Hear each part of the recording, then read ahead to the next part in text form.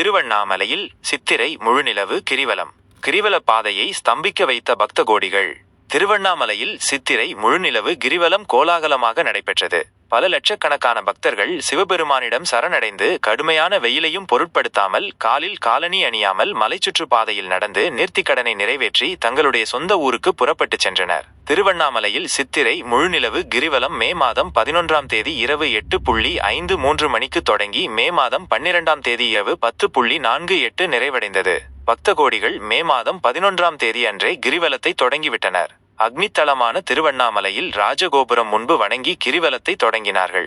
ஞாயிற்றுக்கிழமை என்பதாலும் விடுமுறை காலம் என்பதாலும் திருவண்ணாமலையை சுற்றி கூட்டம் அதிகரிக்க தொடங்கியது. கூட்டம் அதிகரித்து வந்ததையடுத்து கோவிலில் இருந்து 5 கிலோமீட்டர் தூரத்தில் பேருந்துகள் ஆங்காங்கே நிறுத்தப்பட்டன. பேருந்துகள் பாதி வழியில் நின்றதால் பக்தர்கள் அந்தந்த இடங்களிலிருந்து கோவிலை நோக்கி நடக்க தயாரானார்கள்.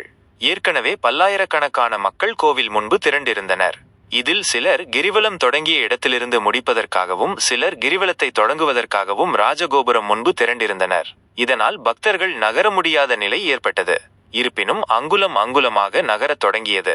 திங்கட்கிழமை நள்ளிரவில் தொடங்கிய கிரிவலம் ஒரு 3-4 கிலோமீட்டர் சென்றதும் ஆங்காங்கே ஸ்தம்பித்து நின்றது. பக்தர்கள் கால்வலியாலும் தூக்க களைப்பாலும் என்ன செய்வது என்று தெரியாமல் இடம் கிடைக்கக்கூடிய சாலையோரத்தில் அமர்ந்தனர். சிலர் அங்கேயே தூங்கிவிட்டார்கள். இருபுறமும் நடைபாதை வியாபாரிகளும் வியாபாரம் செய்து கொண்டிருந்தனர். இதற்கிடையே திருநேர் அண்ணாமலை கோவில் வரை முடங்கிய கூட்டம் மீண்டும் நகரத் தொடங்கியது.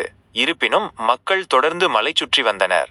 லிங்கம் அமைக்கப்பட்டுள்ள கோவில்களிலும் சாலையோரம் இருந்த மற்ற கோவில்களிலும் செல்ல முடியாத நிலை ஏற்பட்டதால் பக்தர்கள் சாலையில் நடந்து சென்றவாறே வணங்கிச் சென்றனர். பாதுகாப்பு குறைபாடுகள் இருந்தன.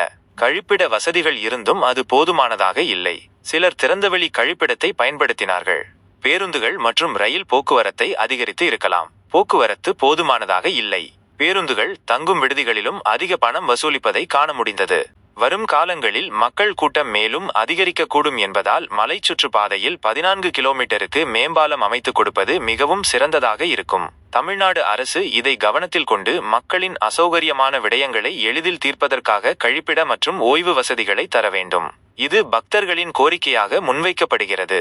தமிழறம் வாசகர்களுக்கும் நேரடி தகவல்களை பகிர்ந்த பக்த கோடிகள் அனைவருக்கும் சித்திரை முழுநிலவு நாள் வாழ்த்துக்கள்.